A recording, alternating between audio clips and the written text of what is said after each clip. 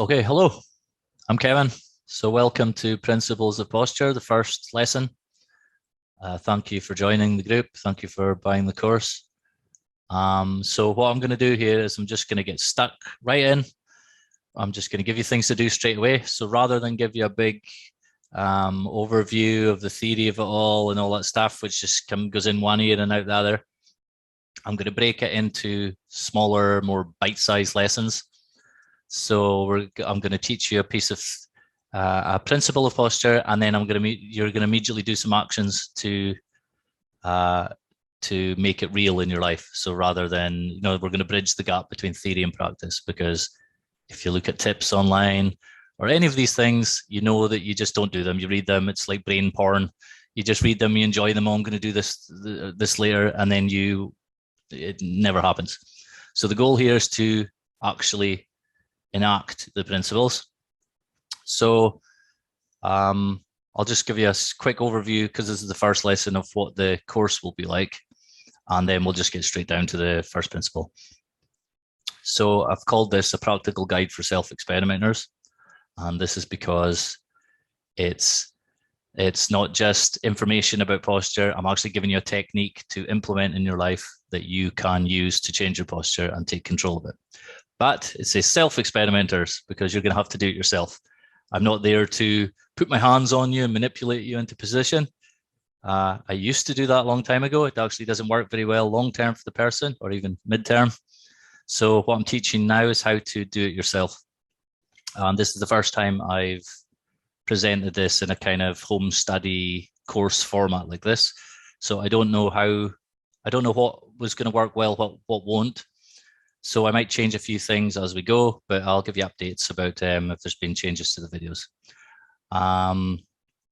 Normally I teach this one-to-one, and it's a lot easier for me if I can see what each person's doing, and then I can give specific movements or ideas for each individual person, depending on what they need. So you're going to have to figure that out for yourself as we go, but I'm going to give you all the tools for that, and I'm going to help you give you a framework for approaching posture, and then show you some of the things that you can start doing right away to change it. So I've put a couple of quotes up here. I want you to bear these in mind for what we're doing here, because what I'm going to talk about in this course is going to be completely different probably from most other posture methods or information or advice that you see online.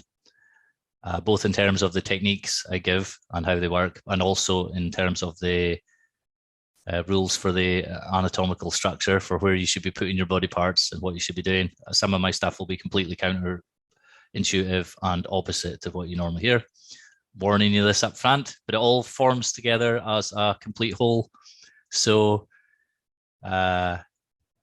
don't make too quick a judgment if things don't make sense, because by the time we get to the end of the course, it'll probably make more sense as a complete whole, but I just have to present it one piece at a time so you actually do something with it. So I'm going to come back to this, doing something with it all the time, because this is how you live a principle. You have to do something. You can't just learn it. So 2 quotes. So Leonardo da Vinci, you can have neither a greater nor a less dominion than that over yourself. So for us here, we're talking about posture, but it's more than that. We'll go into that later. And we ourselves want to be our own experiments and experimental animals, from Nietzsche.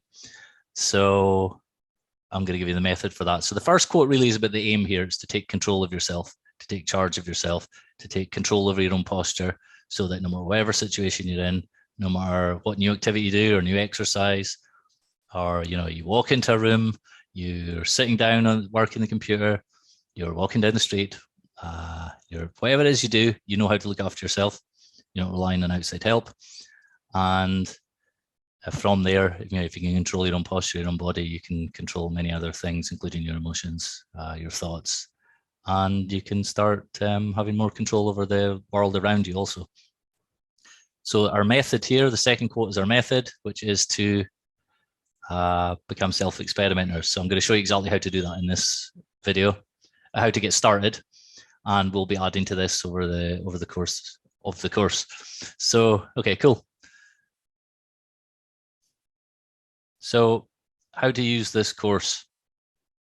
So as I said, it's going to be a series of videos, and in each video, I'm going to give you one principle, which is the theory, and then one experiment to do, a movement experiment, which is the practice. So your task in every lesson is to turn the theory into practice. It's not brain porn. It's whatever the real thing is that brain porn is for. So you have to actually do it. You have to actually do the work if you're going to see change. But even if you didn't, you'll actually find some interesting principles and ways of looking at posture, not just posture specifically, but movement in general that might be useful to you anyway. But if you want to actually take control of your own posture, you have to actually do the experiments. You have to become a self-experimenter. So that's yours. So do the experiments. I can tell by your questions whether you're doing them or not. As I've written here, if you get stuck or you have questions, send them to email me or message me on Twitter, or you can reply to the post here, underneath the post here. You can comment on the post here and on Substack. And if you want more personalized instructions than I'm giving you here, the do-it-yourself version, if you want it more personalized and help with what you're working on at any stage in the course, or for me to give you a analysis of your current posture, things like that, you can book a one-to-one session with me. That's optional. You don't have to do that. Get in touch and I'll tell you the details. If you're not sure what to do for any of the practical work, or something doesn't make sense, just get in touch with me straight away. With one condition, with one caveat to that, is in general, so I talk a lot about psychophysical and the relation between mind and body. So it actually helps your control over your body and your posture if you try and answer the questions for yourself first before speaking to me. Because sometimes you get an aha moment and a click, and you understand how the mechanism works in your body, and then you now have control over it. I can't give you can only give that to yourself. I can just kind of lead the way and give you I can guide you towards that, but you have to have those moments for yourself, and those moments will have you'll give yourself more control over your posture than any other person can ever do. And sometimes that's by trying to figure out something for yourself to create the aha moment.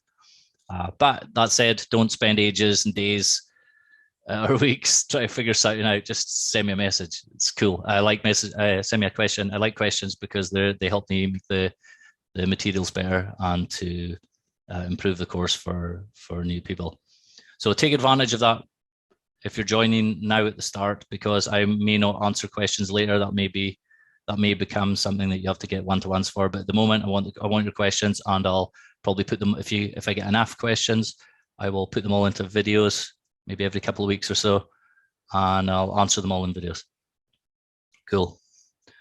So lesson 1. So goals for this lesson. By the way, this is Prometheus. Prometheus is our patron saint of posture, of improving posture. If you don't know about Prometheus, look up the Prometheus myth, ancient Greece, and you can figure out yourself why I'm choosing him. So anyway, 3 goals for this lesson. I want you to learn a new framework for thinking about posture.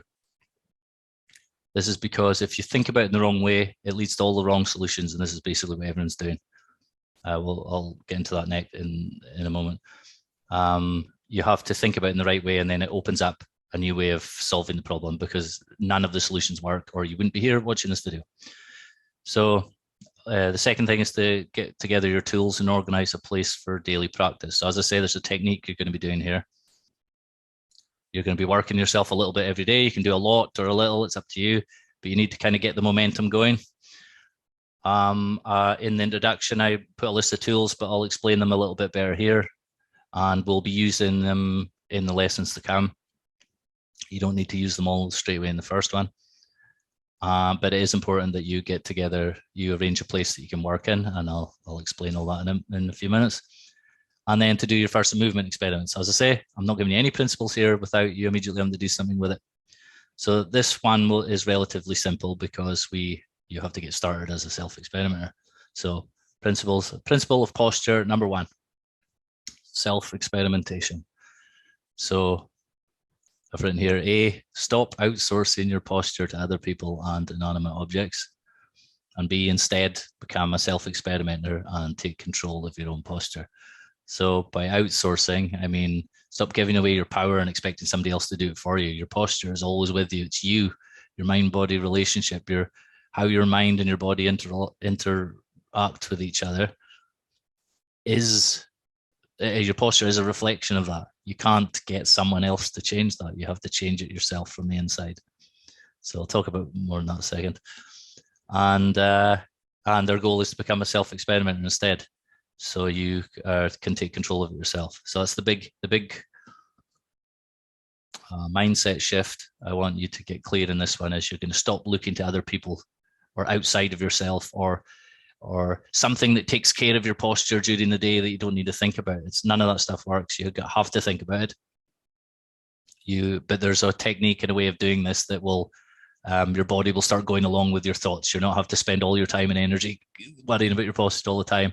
In the beginning, to a little bit more effort, but later, then your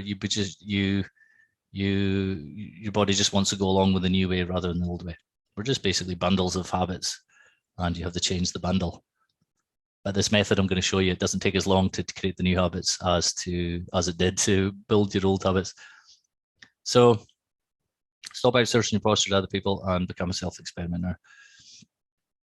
So what do I mean by outsourcing your posture? So this is everything from hands-on treatment, it's obvious. So outsourcing, if you don't know, is when a company, they get outside people or an outside company to do some of the work for them. So they no longer do it in-house. So like, an obvious one is like the companies will, instead of having manufacturing goods in their own country, they hire some cheaper labor force in China or whatever to do the work for them. Usually just because it's cheaper, it's easier, it's quicker, things like that. But there's often problems with the quality level. And then if there's a crisis, which, at the time of making this, it's became obvious, this makes companies and countries fragile to any change. And so I'm using the example of outsourcing here as a metaphor. So like obvious types of outsourcing where you're literally getting someone else to do it for you. Oh, I have a posture problem. What will I do? People will go to the physiotherapist. So they go for hands-on treatment. They'll go to chiropractors is a big one. Just lie down and the guy will crack you around and move you around and he'll do it for you. And then you can go home and then you try and kind of keep it for a few days or whatever. And then all the feeling of it being good wears off. And then you inevitably go back for more. And this is why they sign you up for long programs. All the different things do this. It's not because of any specific technique or not. It's simply because you're outsourcing it. You're getting someone outside yourself to do it and hoping it lasts on you. You're not taking responsibility for it. So other more extreme examples of hands-on treatment would be surgery, getting like implants, or things cut out or things added into your body to try and maintain your posture. Massage, to try and release the tension, get someone to do that for you. And then there's a whole range of alternative therapies.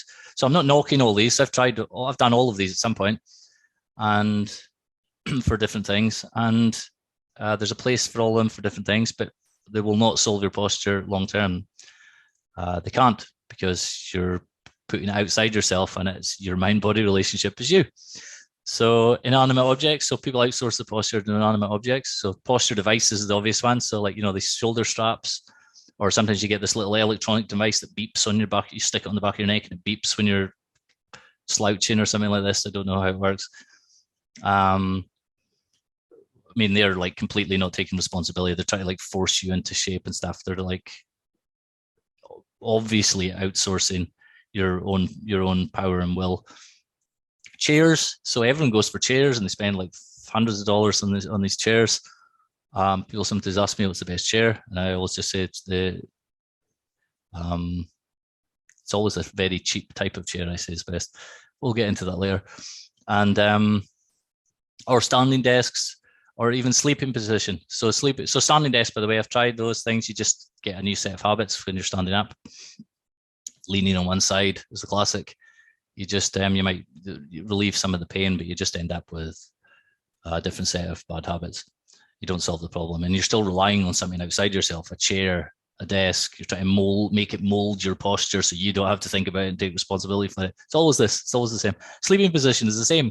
People always want a good sleeping position because they kind of hope You go to sleep in the right position, you'll wake up with good posture, and you don't need to think about it during the day. Or like the bed will somehow mold your posture. So I mean, there's like better ways to do these things, obviously, but they won't solve it. All of these things are like patchwork, or they'll slow down the rate of the posture getting worse. And if you do the wrong things, it accelerates it. But none of these things will solve the problem. Weights and exercises. So this isn't as obvious as outsourcing, but it also is, because obviously if you're doing weights, you have to. It's a question of willpower and decision, and you're in charge of yourself. You're not actually having to do something, obviously. So I'm not against weights and exercises at all, but as a solution to the problem of posture, it doesn't work. Because what you do, even if you did an hour a day, you're doing an hour of weights a day, and then what does the person do? They hope that the other 23 hours, the new muscles will hold them in place. So like you're stronger and you're held in place. It's always like you're putting away to something outside of yourself. Your muscles are obviously part of you, but outside of you, the conscious, willful being who's here right now listening to this, who's sitting right now listening to this, that's the guy who has to change these things from the inside. Muscles, if you only use muscles, only use strength building or these things, it only affects your mind body system in a smaller way. It doesn't actually take control of it in the full way that I'm going to show you here in the context of self-experimenting. And then embodiment practices, which is the kind of other main thing that people use for posture, usually like Eastern practices. So again, I have no problem with these things. But when it comes to posture, again, people are trying to outsource it. Except this time they outsource it. They go do the practice, whether they go to class a few times a week or whether they do a practice every day. And they're so in the back of their mind is, if I do these things, if I make myself more flexible, or if I really focus on my sensations and get into my body and feel my body deeply, then miraculously I'll just have good posture during the day because I'm somehow more aware or something like this. It's quite naive, actually, or the energy will hold me up and stuff. Because if anyone's done practices where they get a rush of energy, you are pulled up. From a posture point of view, you actually often don't go up in terms of increase in height. We'll get to that in another lesson. But the person here really just wants to do this thing and then just hoping some other force will take care of them, rather than you, the guy right now listening to this, your mind-body relationship, taking charge of it. So hope this makes sense. So here's a little picture of a guy with all the muscles separated like this. So hoping, kind of sort of plug them all in together and hope they kind of hold you up or whatever. Obviously, a base level of strength is essential for posture, but it's not the solution to the problem of posture. So stop outsourcing your posture. It doesn't work in practice or theory. And why it doesn't work in theory is that for a human, your postural system is not just physical. It includes your thoughts, your decisions of movement, and your intentions in every moment, what you're deciding to do, what you're intending to do, how you go about accomplishing each task, how you're going to sit down, how you decide to sit down. You're being kind of bumped around by your feelings all the time, or the sensations, whether they're pleasant, unpleasant. All of these things are reacting to you're reacting to things that appear in your awareness, and your basic understanding of the mechanisms is a mental conception of mechanisms. It's not like the mechanisms just work on their own like a machine. There's your understanding of how they work will affect how they work. All of these things are you, the guy sitting right now, your mind and body relationship, who's deciding I want to get control of my posture. You can't outsource that guy. That's you. You can't outsource your conscious mind. You just can't. So in theory, you can't outsource your way to improve posture. So you probably already know this. You've probably tried a bunch of these things and they work for a little while and then they stop. I mentioned earlier, outsourcing makes you fragile to change and to new situations or new exercises. So I did a lot of one-to-one work with people for posture, to improve my posture years ago. And as soon as I went and tried some other new sport or something, it just all collapsed. And then I gave up and had to go back to the teacher for help again. And it was just no way to live, because you're just constantly dependent on somebody else. It's really like a lot of guys are like, it's fashionable to talk about leadership and being the man and taking control of yourself and these things, masculine energy and all these type of things. Well, if you're running to some guy to fix you for your posture, it's kind of contradictory. So, so the next thing, so over time, if you're outsourcing this is what happens to companies and that as well. You actually lose the ability to do it yourself over time as you're going to someone else. The more you give away your power and wait for someone else to do it, the weaker and weaker you get in that ability, and you're just it gets worse and worse over time. And in the same way as a company can't just suddenly start manufacturing, like a country can't just suddenly start doing all their manufacturing in-house after a while, because the infrastructure is not there and the people aren't there and the people aren't trained and things. So the analogy would be your muscles and your other body parts that have been affected by the guy manipulating you. They're just more and more reliant on this. You're getting less and less direct power over them of you, the guy sitting right now, with your own mind and body connection and how you relate to your own body and how you move. So we don't want that. It feels good for a while and it wears off. So I've had people say sometimes they felt better for a few weeks after doing various types of alternative therapies. Some people said, I've had people say a few hours, it just lasted a couple of hours, they felt great, and then they get back, and then you have to go back for another hit because you're relying on someone else. You've outsourced it, so you need to get a hit. So that if you have money, this is worse because it's easy. You just keep going back and get more and more treatment from people, or the guy will find out from his wife and her friends that the new latest fad for hands-on treatment that they're all doing because it gives them a kick, gives them a hit. It feels good. Somebody works maybe on your neck and somebody's working your back and all these things. You get pampered and it feels good. And you mistake feeling good in the moment for your posture being improved. But then you have to go back for more and then the next thing. So it's not a solution if you have to keep going back. So, and then over time, I've said it's like junk food. You enjoy it in the short term, and then long term, things get worse. But you can't really see that in real time. So I have seen that in myself and on many others. So the goal here in this course is to avoid that, and we're just going to do the harder things in the moment for the greater long-term benefit. So here's what we're going to do instead. You're going to become a self-experimenter, which is the purpose of this lesson. The main difference is becoming proactive rather than reactive. So by outsourcing your posture, you feel a problem and then you immediately look for someone to fix it for you. And you're always relying on somebody outside. You're just waiting till it gets bad enough and then you go and do something about it.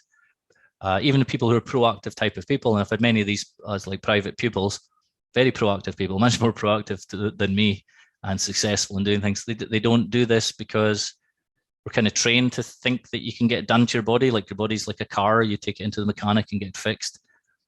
But also a lot of the people, they just don't know what to do. So even though they're proactive, I mean, what do? They don't understand where body parts are meant to be relative to one another. They don't know what good posture is. No one really knows this stuff. So in this course, I'm going to put together all of this stuff for you to work with on yourself, so you can be proactive about it. And from a sort of personal development point of view, you have to be proactive because it will just get worse as you get older. The only way is down. Look at the guys a few years older than you know what's coming. So if you become a self-experimenter, and you may already be a self-experimenter in other things, like in diet, nutrition, fitness. So I just want you to do that with posture too. And I'm going to give you a technique for doing that, framework, and then you can get started on yourself, working on yourself. So you need to be able to self-regulate your posture in any situation or in all conditions. So if you do a new exercise or you go to an event, or you're under a lot of stress, or you're injured, or you want to learn some thing that involves sitting down for long periods or weird positions, you need to be able to know what to do with yourself in those situations. You can't have some guy fix you in one context and expect to carry it over into everything you do. I mean, if you think about it, you get manipulated into one position by a guy 1 hour a week, say, and then you hope that manipulated position sticks with all the other things where you're doing movements that are the opposite of that position later, and hoping you kind of keep that enough, and then it doesn't work, so then you go back for more, and you end up in this kind of loop. When you say it like this, it's obvious doesn't work, but in the moment you're being guided by feelings, and it just feels better at the moment, so maybe that must be it, because I felt better when I went there. This is the trap, by the way, which we'll go into probably in the next couple of lessons about whether you should trust your feelings on these things or not. So anyway, your posture and movement habits are unique for each person. So there are general principles that apply to everybody, and I'm going to be explaining all them in this course, and you're going to be working with them. But how it actually plays out is different for each person. Obviously, you have a different body, you have a different mind, you have different habits through your life, you've done different things, you do a different job, you have all these things that create your habits. So you need a system, you need a way of figuring out what works best for you based on the general principles. So that's exactly what this course is for, teaching the general principles and then applying them to you. One-to-one, it's really easy. I can see what sometimes to jump ahead with someone in one set of movements will help that person right now in that moment. Some people need to go slow at the start and they speed up later. Some people need to go fast at the start and then they slow down later. It just depends on the people. Anyway, you'll figure this out for yourself and I'll help you. So ask me any questions. You also have to, by self-experimenting, allows you to enact every principle as soon as you learn it, because you're doing something with it. You're experimenting, you're self-experimenting, you're doing something. So you can have all the thoughts you want and all the intentions you want. If you don't actually do something with it, nothing will change. This is true in everything, basically. So you have to do something. And over time, by taking what you learn and then working with it and doing something, it'll start to change you over time. And this is, you need to be self-experimenting, because you have to be just in the frame of mind where I'm a person who works on this and improves it a little bit every day. And then things will just will start improving over time for you. As long as you are going at it from a point of view of self-experimenting, because the interesting thing is the more you do it, the more you work on yourself like this, the better you get at working on yourself. So it's not just that you've done more and you add, it's not like you just add more and more volume to what you've done. It's that the actual capacity to control it, to change your mind-body relationship changes over time, and it gets, you develop this capacity, which then when you do new work, it's even more powerful. So we're wanting to build up your ability to integrate your mind-body, to for your mind to lead your body. You want to become the leader of your body. Most people aren't. So outsourcing is completely reactive and the opposite of being the leader. You're looking for someone else to please come and lead my body for a while for me, and I'll try and follow your lead for the rest of the week. Forget all that. You want to be the leader yourself. You want to change your own mind-body relationship over time. And what the good thing about this is it means it's cumulative. So the more it changes, the more it improves, the more control you have over your movements with your mind. And by that, I mean not just your feelings, I mean your intellectual mind. Then the more freedom you have to do the more freedom you have to do other movements later. You can get it grows in complexity, and you can. So as an example, one-to-one people, I usually get them to do 2 movements at a time, so different body parts moving at the same time. Most people can do 1 or 2 in the beginning, and then over time you can get up to like 12 movements. You're doing 12 different body part movements at exactly the same time, or more or less the same time, and you can't feel them all, but you've trained your mind body now to coordinate them like this. So that takes some time to get to, but it's possible. That's completely impossible for someone else to do that from outside. It just can't be done. You have to kind of grow you have to rewire your brain for real. And then you have to be constantly putting it into practice. Again, that's the purpose of the course. And the self-experimenting method I'm going to teach you in this, I am teaching you, works for many other things other than posture. But the good thing, we start with posture. Posture is like the best place to learn it, because once you can control the parts of your body mentally like this, you can apply it to other things. Because I mean, we're going to be moving heavy, bony parts of your body around and organizing them in the way that we want.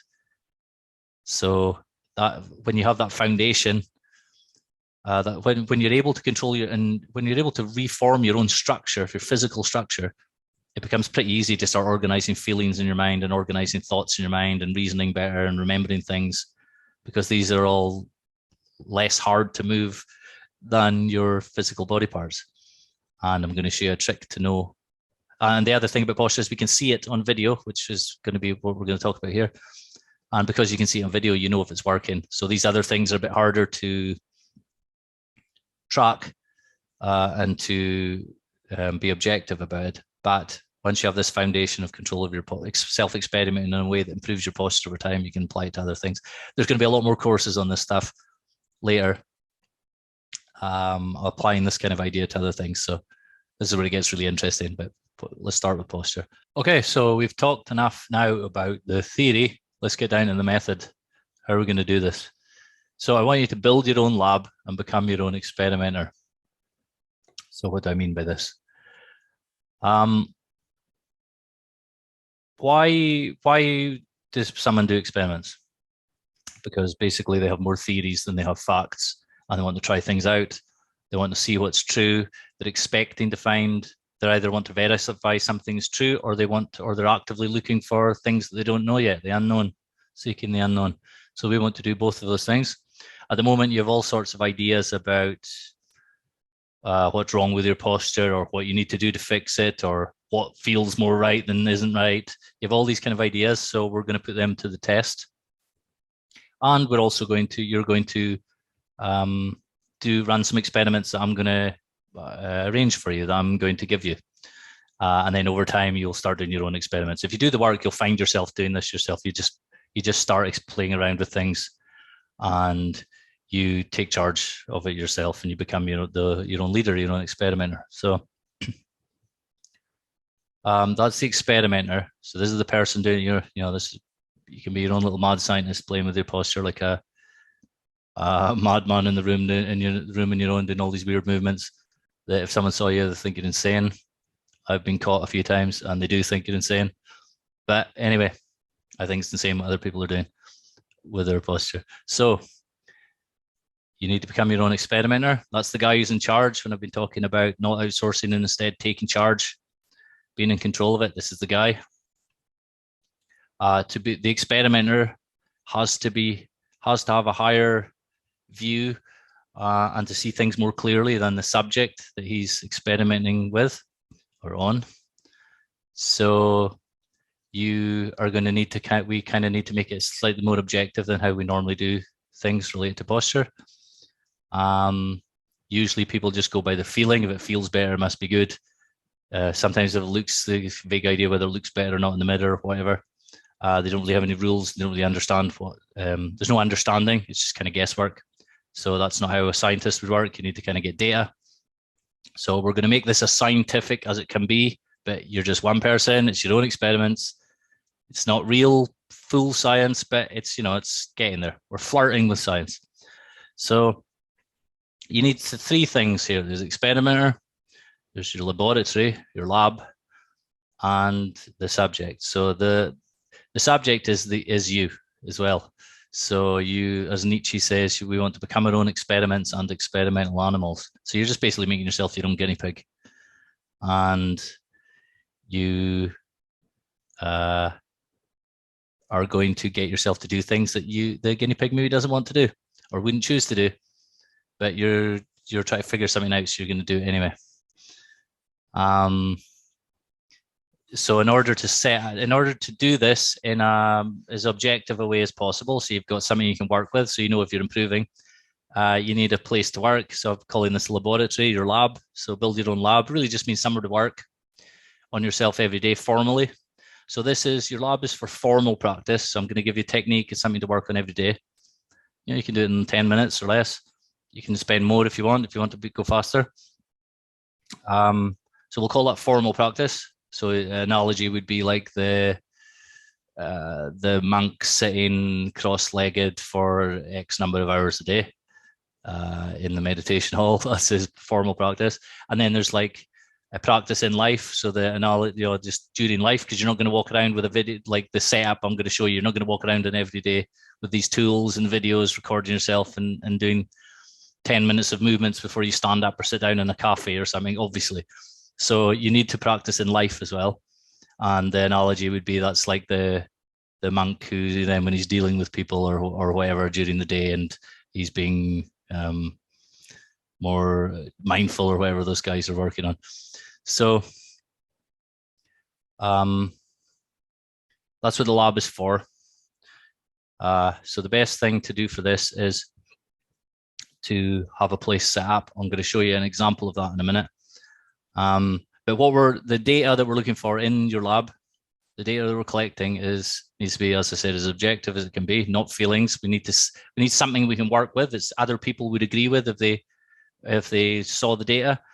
So the best thing for us to use when it comes to posture is your visible movements and the shapes that you make as seen on video. So we'll talk more about this later, but the posture is made out of movements. So if you can, with video, it's great now. You can see the move. If you learn how to see, you can analyze how the different parts are moving, and then the shape they make at the end of the movement, how they are now relative to one another, because you can actually transform your structure by doing different movements that create a different shape at the end. I'm going to show you how to do all this. So that's the data we want. So our basic method is you're going to set up the room with a camera. You're going to do some movement experiments. Then you're going to watch the video. You're going to have a plan. I'm going to help you come up with plans of things to experiment with and what to do. So that's like kind of the forethought in advance. It's kind of like 3 phases to it. There's the forethought planning. Then you're going to do the experiments under controlled conditions, which is with a video camera, or phone, webcam, and so everything's recorded. And then you're going to, and then there's some tools and things we'll use that will help with this and make it more controlled. And we'll have some rules of the movements and stuff to make it more controlled. And then we can play with different variables. So you do one movement, add in a new thing, see what happens next. So that's what we're going to, and then the final phase is self-reflection or analysis. You're just going to look at what we've done. You're going to watch the video. You might cringe when you watch it, doesn't matter.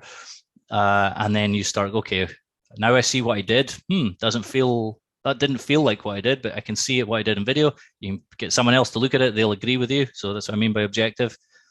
And the video doesn't lie in a way that your feelings sometimes do, which is a big secret to posture, big trap that's keeping people stopping people regulating their own posture.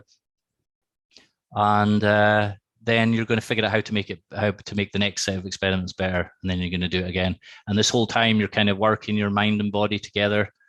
You're going around it. You go round in this cycle of planning an experiment, doing an experiment, looking at the results, improving, doing it, running it again, trying to make it a little bit better, a little bit better. There's not a straight line up. You go off in dead ends, and then you find something that works, and then sometimes you get a massive aha or something clicks, and you get a big jump straight away. You'll be on a plateau for a while. All these things are normal. A lot of science experiments are just dead ends, but they're useful because you know what not to do later. So a lot of the stuff I'm teaching you in these principles is me finding out what's a dead end and then telling people now. So some people might say, well, where's this coming from? But I'm going to try and put it all together during the course, so it makes where I'm coming from makes more sense. But a lot of things just don't work, although they feel and seem like they work at the start. So anyway, so this is the laboratory. And then the subject is you. It's just think of yourself as the guinea pig, like I said, and the subject is going to change over time. So as you become experiment yourself, you'll find yourself changing. And the real laboratory is the laboratory of life. Obviously, you're going to go about your life and you're going to transform yourself that is visible in life. But then you can always have this method, this formal method you can come back to make sure you're being objective about things. And it's way faster. You'll improve way faster if you do this. So use the video. I'm going to be showing you how to do that in a minute. So, but don't think you can cheat and not use the video because you think you've got it by feeling, because you won't. Again, that's a dead end I went down. So here's the tools you need for your laboratory. This is, you think of your lab equipment. So 3 types of tools: physical, digital, and mental tools. The mental tools are the most important, actually, even though I've got them in the corner here. So tools of the mind. this is what the experimenter is using. You're thinking, it's about thinking, planning, reasoning. We're going to use geometrical language, because we're going to be talking about the relation of parts to one another. I'm going to be giving you diagrams and images that make sense of things conceptually for you, so that you have you build up a mental model of the way you want your posture to look like, or it can look like, and you build this up in your mind, and then through the experiments you're going to actually you're going to enact this new model in your body and see if your body will do what your mind wants it to do. And the other tool of the mind is dialogue between us. So send me your questions and I'll answer your questions. And as I said earlier, try and figure them out yourself, because that's really good for you, because as you do that, you become a better experimenter. It's not me being lazy, but ask questions if you're stuck. There's no stupid questions. Sometimes I'll explain something badly, or I've missed something out maybe. Sometimes it's just you just haven't got to the stage yet of understanding that. And then when you understand it, this is the fascinating thing, you'll understand certain things about movements, and it just seems so obvious now. You almost think that you always knew it, or you'll get annoyed at me thinking, why didn't you tell me that earlier? But often you wouldn't have understood it earlier in the deeper context. You had to go through that phase. That was your aha. So that was building up to you having that. Now it's obvious. Why didn't you tell me earlier? So you'll definitely get annoyed by that at some point, but you'll just have to trust me. It's just the way it works. It's the only way I know it works. Tools of mind. Okay, physical tools. You'll need to get these together if you haven't. So you need a place to work in where you can make videos of yourself. In the next slide, I'll give you an example of this. You need a stool or a flat chair. So not the stupid office chairs or these ergonomic chairs with the wheels and the bounce and the molding your back and all this nonsense. If you want those things, you can do that. That's fine. I'm not like furniture fascist, but for this work, you need a flat chair, stool or a flat chair that's firm, that doesn't roll, doesn't move, doesn't bounce, and basically like normal height. So you can use that just for this work. You can keep your other chairs for whatever else you do. You need some implements. So you need some sticks. So we're going to use these as rulers. So you need one long stick or like a broom handle for some things, and you need 3 sticks. So that's one thing, and then you also need 3 sticks of roughly the same length. Of exactly the same length, but roughly longer than your thigh. So a little bit longer than your thighs, and the same length. Longer than your thighs and the same length as each other. So good ones are these like bamboo sticks you can get from a hardware store. So on the left at the bottom here. So get 3 of them the same size. Make sure they're not sharp at the ends, because you're going to be putting them against body parts. We're going to use them as rulers.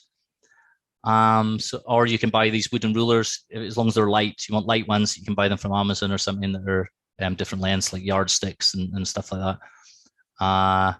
Or anything else. I've even got one pupil who uses, if you know the sport cricket, he uses the stumps from the 3 cricket stumps. So you can use, as long as things are the same length, and as long as they don't have like a sharp point that will cut into your body or whatever, we're going to use that as rulers. So they're going to measure.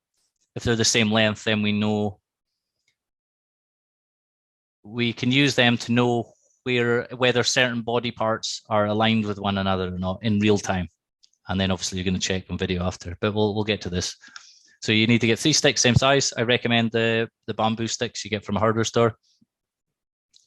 Although I've used some crazy stuff. I've used like curtain rail, taken down curtains and used the curtain rail. Some of my pupils one-to-one have used like bizarre things, and like one guy had used an ironing board in a hotel room. We've used all these sorts of things as tools, but the best one is to have something lying around that you can use all the time, rather than just random things. The long stick or broom handle, we won't use that much, but you will use. It's useful. And then you need light colored clothes, or you can just go like shirtless if you want. But you definitely need light colored clothes, because you need to be able to see on video the details of the body and the movements. And if the clothes are too dark, you won't be able to see them. But as I say, you can go shirtless if you want. It's only going to be you watching these videos, or if you're sending them to me for analysis, I'll like as a question, you know, want me to comment in your video, you can wear a light color shirt or whatever if you want for that, and let me know, and I can make it more, make you more anonymous or whatever. Or if you don't care, just let me know. And digital tools you need a webcam or your phone camera, obviously. You need a graphics app, but it doesn't need to be a fancy one. You don't need to buy Photoshop or something for it. If you have it, it's perfect. But or Affinity Designer, those ones. It's good if you have them, but if not, you can just some free graphics app online. Zoom has a graphics annotation tool you can use to draw on things. You're gonna video yourself, and then you're gonna take screenshots of the video. So you need a screenshot app or the shortcut on Mac. You're gonna take screenshots yourself, and we're going to maybe draw on lines and diagrams and stuff to start understanding where things are and where things could move and stuff. So that's very useful for getting the model clear in your mind for them when you do the experiments again. Your body you have a better understanding of what it is you're wanting the different parts of your body to do. Again, we'll go into this in other lessons. And so that's it for tools. So the way to think about tools is they're just things that help you prepare for something else. They're like a means to an end. In a way, even your arms, your legs are tools in one sense. They're not just tools, but they are tools as well. You use them to do things. They're like, for you want a drink of water, you use your arm to get the drink of water as a tool. In a way, humans we have all sorts of tools. We're made of tools in one sense. Physical tools, but there's also the mental tools, so ways of thinking. I'm going to give you new mental tools for thinking about your movements and your posture, that until you have these tools in your mind, ways of thinking, there's some things you just can't change, because if you're too reliant on lower levels of kind of feeling and sensation, you just can't do them. You need higher levels of you need to use higher levels of awareness and understanding. So that's what diagrams and things like that are for. So yes, I know wild animals don't go around looking at diagrams. Yes, I know our ancient ancestors didn't come down from the trees and look at diagrams to have good posture or whatever. But humans have evolved a lot since then. We have this whole part of our brain that's dedicated to thinking and planning and reasoning. It's wired in with our movements and stuff now. So for us now, at this end after all this build up of technology, we have to use those things that may have contributed to our bad posture as a species, the new technologies. We have to use these in order to get ourselves back out of it. So it's just our fate. We're condemned to use technology to solve the problems caused by technology. So that's the tools you need. How to set up the room. So this is myself underneath here demonstrating an experiment with a broomstick. So there's a couple of reasons I want to use it. I'm showing you this picture is because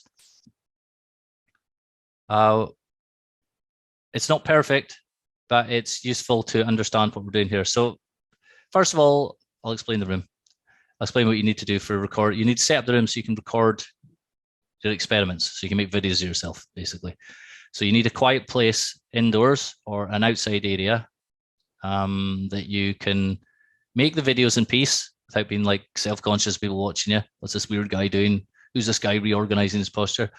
And you need to be able to talk out loud, because some of the experiments you're going to talk out loud, training yourself the movements you want to do so you can hear it on video later, so you know what the experiment you're doing was. So you don't want to sound like a total psychopath saying, I'm going to move this body part this way. You don't want people to hear you unless you don't care. Unless you are a psychopath and you don't care, just do it. So you need a place to work. Ideally have it set up and ready to use every day. But you need as little friction as possible, because if you have to rearrange things and rearrange furniture and all that each day, you'll just find yourself not doing it as much. I did that before, and then when I set things up that was just ready, it was way better. You just find yourself doing the work more. So you have to be able to see yourself, their whole body from head to toe, side on to the camera. We're mostly going to work side on. When you need to be able to see it when you sit and you stand up or sit down. This picture here, you see my feet are cut off. That's not ideal, because you want to see the feet if you can, but I was in a smaller room here when I did this. So most things we can do without seeing the feet. There's a lot of things we'll be doing where you do need to see the feet though. I'll let you know, and you can change the common angle and stuff if you've got limited space. So I'm showing you this picture to show you that if limit space is the problem, the amount of space you have is a problem, that's fine. We'll work with it. We'll just change the common angle and stuff. But if at all you can get head to toe, this one you'll see I've got a flat chair here. You'll see I've the window is behind the camera here. Can't see it, obviously. And then there's a wall in front of me. You need a wall to work with. You need to be facing a wall, and you need the camera close enough to the wall so that you're side on, that you don't have so much of an angle. So this is actually the camera could be doing with a little bit closer to the wall here actually. And there's no obstructions. There's not a wall with bits jutting out like bricks jutting out a different. It needs to be like flat, and it needs to be at least head height. It can't be like a short wall in a garden or something. It has to be tall. I've had people use like fences and fridges, and there's different things you can use as long as it's flat. And it needs to be somewhere where you can angle it so the camera is from the side, sees you from the side, head to toe. So that can be trickier than you think until you try and set it up. The other things you need a vertical reference point in the background. So you'll see here there's a straight line here of the thing of the wall, and you see the frame of the door. So this helps me. What I was doing was working on seeing how long I could get this area of my back here. You see it slightly curves in a little bit. This is an old photo. So you see it slightly curves in a little bit, but not as much as it was curved in just before I did this experiment. And I was just seeing how long I could make this, how long I could make increase my height from the top of my head to my feet, but also specifically from the bottom of my pelvis right up. And I wanted to lengthen this area here. And what I'm using the broomstick for is a reference point. So I'm doing like about 6 different movements at once here, where I have rules for where my elbow's going to be, where my hand's going to be relative to each other. And I'm doing things, I'm moving my pelvis in a certain way. I'm doing all these different movements you can't see here, but I'll show you in videos in future lessons. And all of these things we can see on video. It's all in front of video, and this is the data that I said, this is what we're going to use. So I recorded myself doing some movements. This gave us a horizontal reference point as well as the vertical reference points. And then later we can use the graphics app, and we can put some, you can put like graph paper image behind your image, and then you can start seeing exactly which parts are further forward or behind each other. And we can start being very specific about things we want to change in your body. It's not random. I have a plan for this. That's what I think is the best model of posture, which we'll go into later. But for now, you need to see what you're doing. And the more accurate it is, the better. So, okay, so that's setting up the room. Having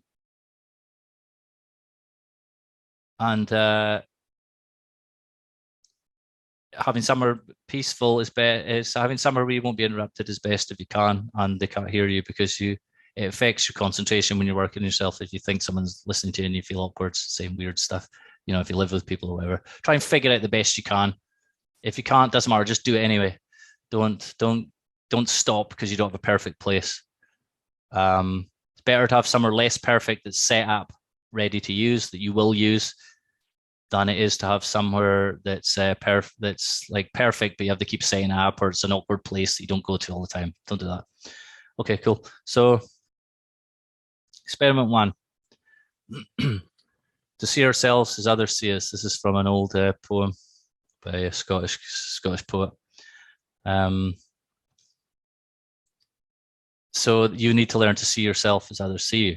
So the moment your posture is, you see posture from the inside, you don't really see it. You feel it. You sometimes kind of look in the mirror and stuff. You don't really know what you're looking at. It's all based on your feelings. You're inside it. Other people can see something else. Obviously, you can't see around the back of you. You don't see yourself properly side on all the time. So you need to, it's weird looking yourself side on for the first time, actually, especially if you're like me and you have a pointy chin. So you might not enjoy looking at yourself to begin with, but this is where you just have to get used to. You soon just eventually, I now look at videos of myself as I do look at videos of my pupils. It's just like another guy, and here's what he's doing, and here's what he needs to do. It's kind of I'm detached from it.